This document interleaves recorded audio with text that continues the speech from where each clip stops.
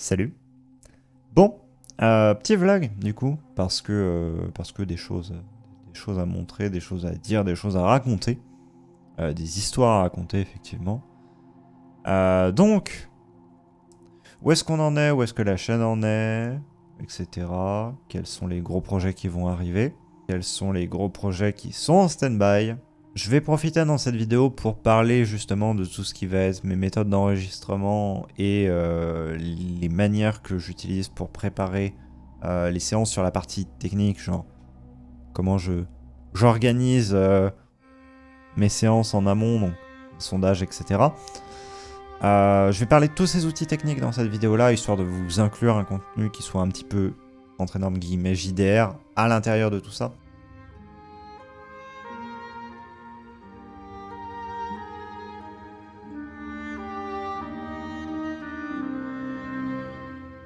Juste pour faire l'état au niveau des projets, du coup, sur la chaîne. Les projets qui ont été cancel, les projets qui ont été reportés, les projets qui sont en stand-by, etc. Premier point, le documentaire. Alors, le documentaire, donc vous avez vu, il y avait plusieurs portions à ce documentaire. J'ai sorti les 2 premières et il en reste 3 à sortir. La raison pour laquelle les 3 suivantes ne sont pas sorties, pour le moment, c'est juste que le fichier est beaucoup trop gros. Et donc du coup, qui dit fichier beaucoup trop gros, sur mon logiciel de montage, dit impossibilité de l'ouvrir, de faire la preview, de faire le montage dessus, sans que ça plante au bout de 5 secondes. La série audio, parce que je devais sortir une série roman audio, qui n'est pas sortie, parce que en fait, le mois de décembre s'est avéré un mois très lourd, enfin très chargé IRL pour moi, et donc du coup j'avoue que je n'ai pas spécialement eu de temps à consacrer à la chaîne.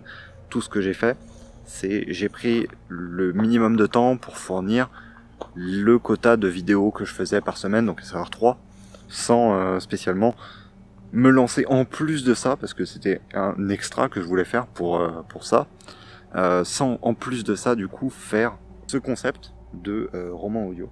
Par contre, ce qui est monté en partie et ce qui n'est pas fini, eh bien c'est la seconde et la troisième partie de enregistrer ces JDR. Alors, pourquoi est-ce que je l'ai pas sorti? Pourquoi est-ce que c'est dans cet état-là en fait? C'est très simple. C'est une vidéo qui est très dépendante du matériel que vous avez, parce que là j'arrive dans la partie conseil technique où vraiment il faut que je dise oui, donc il faudrait que vous enregistriez de telle manière, etc., etc., pour avoir une meilleure qualité sonore, pour avoir une meilleure qualité vidéo, Problème, c'est que ça c'est extrêmement dépendant du matériel que vous avez. Aussi, faire une vidéo qui vous parle universellement et qui soit des conseils un peu plus que l'audio c'est important, donc des trucs bateaux que vous entendrez partout, pour ajouter vraiment cette plus-value, c'est quelque chose qui est assez difficile en fait. Je sais pas trop où placer la barre entre juste le fait du je fais ma petite vidéo où je donne 2-3 conseils et c'est tout, et c'est des trucs que vous pourrez entendre n'importe où, ou alors, au contraire, la vidéo qui, elle, apporte énormément de trucs techniques, mais qui, malheureusement, est pas adaptée à tout le monde, très clairement pas. Donc du coup, pour le moment, je me base plus sur un format où je pense que je vais faire les deux, en fait, où je vais sortir sur la chaîne YouTube la vidéo très simple avec les conseils entre guillemets de base, et je vais sortir un live sur Twitch, et ensuite je mettrai le replay YouTube, bien évidemment, dans la description, etc. Comme il se doit, aucun problème là-dessus.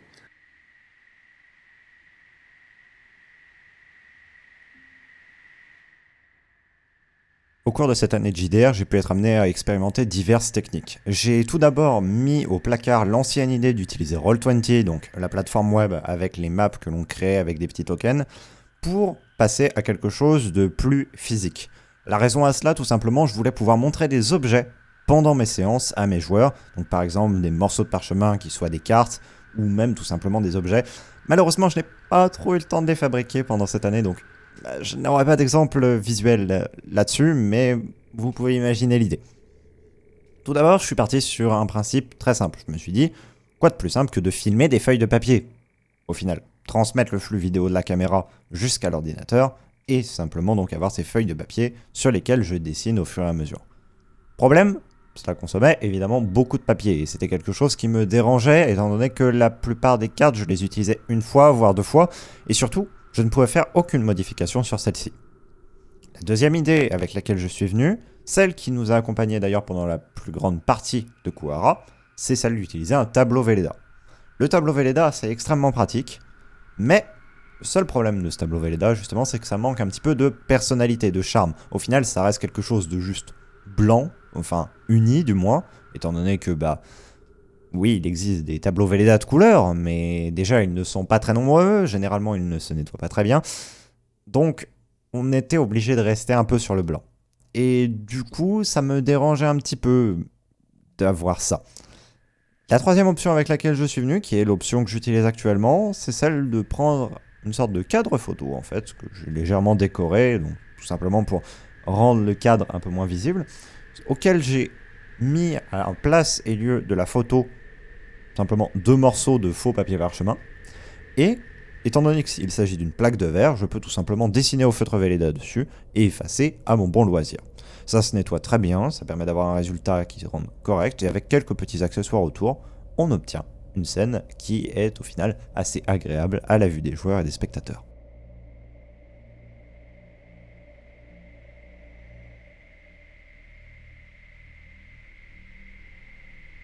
Dans les autres trucs qui doivent sortir et qui sont pas sortis encore, c'est plusieurs jeux de rôle.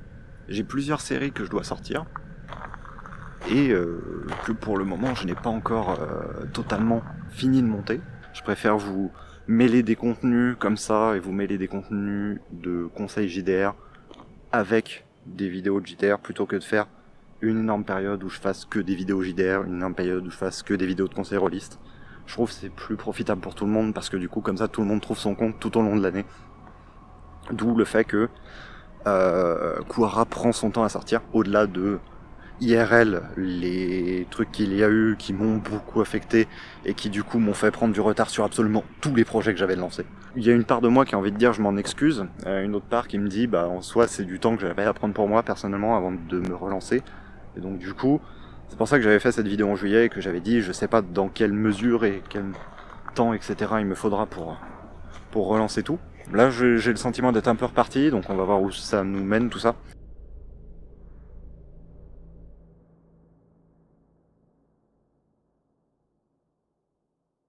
Un nouveau système, nouvelles contraintes. Et là, les nouvelles contraintes, justement, se sont matérialisées en comment montrer aux joueurs, en fait, ce qu'il est en train de se passer. Parce qu'avant, je fonctionnais avec Roll20, donc j'avais tout simplement à leur envoyer une adresse web à laquelle ils se connectaient, et ils avaient, une interface où ils avaient leur token, où ils se déplaçaient, etc. Ce n'est plus possible, étant donné que c'est quelque chose qui est en physique chez moi. Donc déjà, pour déplacer les tokens, ça va être à moi, en tant que MJ, de le faire en interprétant ce que les joueurs vont me dire. C'est un des majeurs problèmes de la situation. Je réfléchis à un système qui permettrait de superposer à cette image des tokens que l'on puisse déplacer en fait. On pourrait imaginer qu'on mette un overlay par-dessus, encore, on puisse déplacer des petites choses et imaginer des commandes justement pour faire se déplacer ces tokens. Maintenant, le fait est que le mettre en place est un peu plus technique que ce que je pensais, et ça nécessite un peu de connaissances en web que je n'ai pas encore acquise, et qu'il va falloir que j'apprenne au fur et à mesure afin d'avoir un système qui vraiment fonctionne comme je le souhaite. Toujours est-il que pour le moment, donc on est dans cette solution de transition, qui consiste à, tout simplement, on a une caméra qui est pointée sur la zone à capturer. Cette caméra est branchée en HDMI vers une carte de capture HDMI, une webcam pour ma tête et des webcams pour les joueurs. On a nos micros, qui sont tous gérés indépendamment, entre énormes guillemets, dans le sens qu'on a un système sur Discord pour pouvoir les gérer indépendamment. On pense jamais à le mettre en place, on oublie tout le temps. Donc tout simplement, les micros qui sont séparés, c'est mon micro d'une part, les micros des joueurs d'une autre part, ce qui se traduit sur mon logiciel de montage. Et enfin, la petite touche, c'est d'avoir simplement un petit écran secondaire en la présence d'un téléphone portable qui va me permettre tout simplement d'avoir le retour sur les lancers de dés des joueurs. S'additionne à ça donc, vous connaissez déjà, mais le Stream Deck qui me permet de lancer simplement les animations que vous voyez au fur et à mesure des séances et qui donc du coup sont directement vues par les joueurs. Maintenant, étant donné que c'est ce que vous avez dans l'enregistrement final, est ce que eux, ils ont pendant la séance.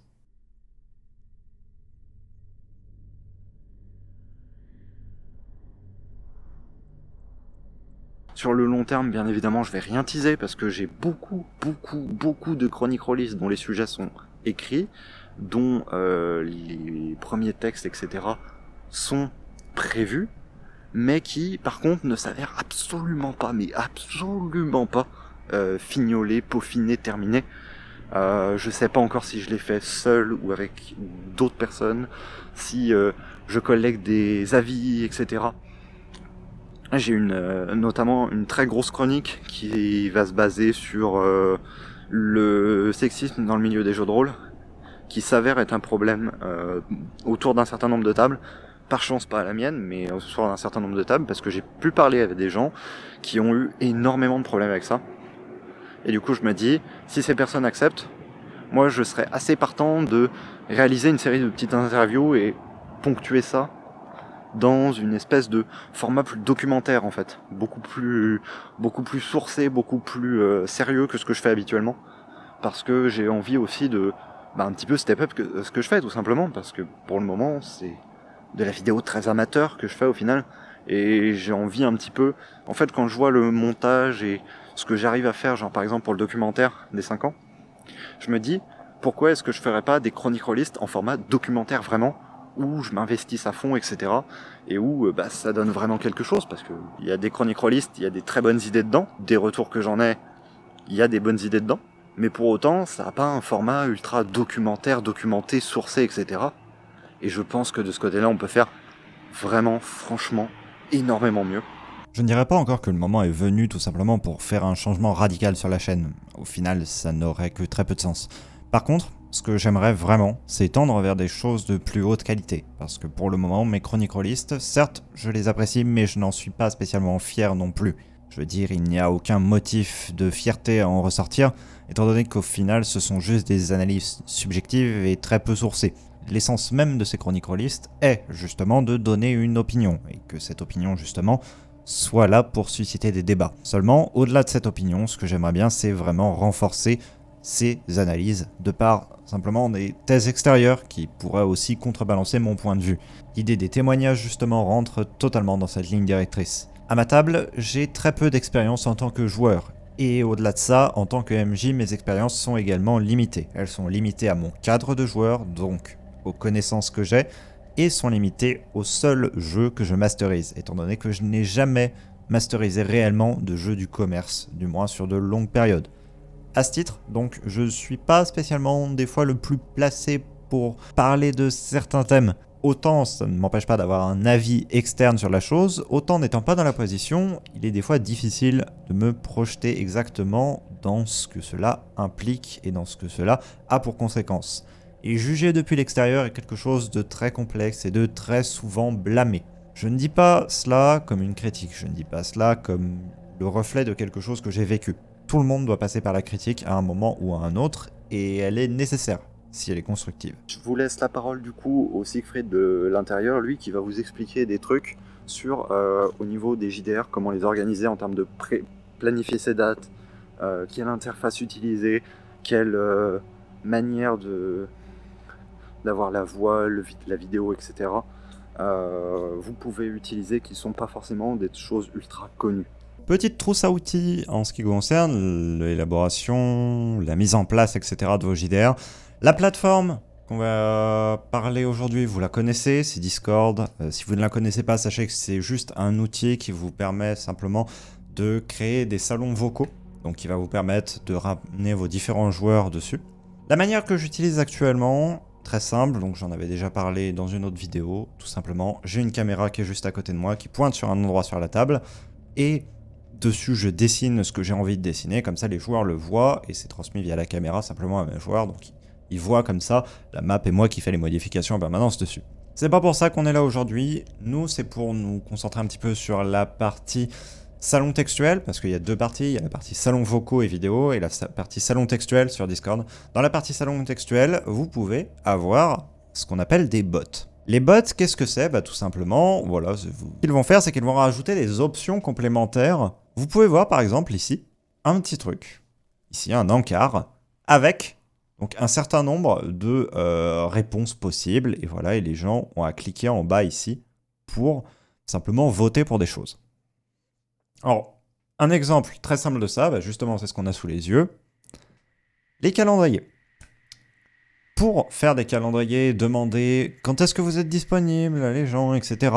Plus simple que de mettre un message et d'avoir toutes les réponses qui arrivent de manière désynchronisée, etc. Simplement, un petit calendrier avec des options à cliquer, voilà, qui update donc en temps réel ici, ce qui se passe, vous voyez le nombre de votants, etc. Vous pouvez voir qui a voté en faisant un réaction, et vous pouvez donc voir ainsi qui a voté sur les différents jours que vous avez mis dans votre poll, simplement.